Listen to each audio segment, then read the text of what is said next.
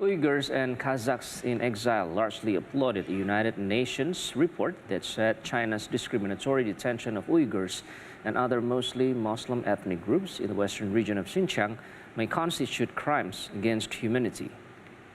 Dina Nurdibe, an ethnic Kazakh who spent almost a year in detention, says that the UN are protecting people like her, including their rights.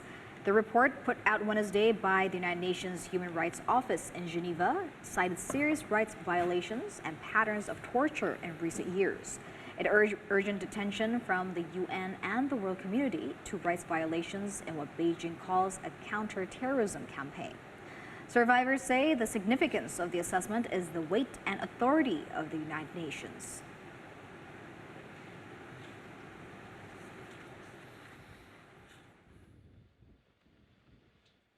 The United Nations inspection team arrived at Ukraine's Zaporizhzhia nuclear power plant Thursday on a mission to safeguard it against catastrophe.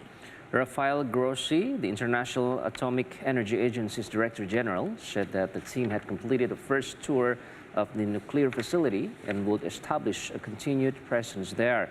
The visit from the 14-member expert delegation from the International Atomic Energy Agency came after months of negotiations to pass through the front lines and get inside Europe's biggest nuclear plant.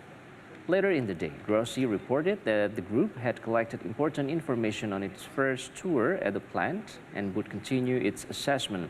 The Zaporizhzhia plant has been occupied by Russian forces but run by Ukrainian engineers since the early days of the 6-month-old war.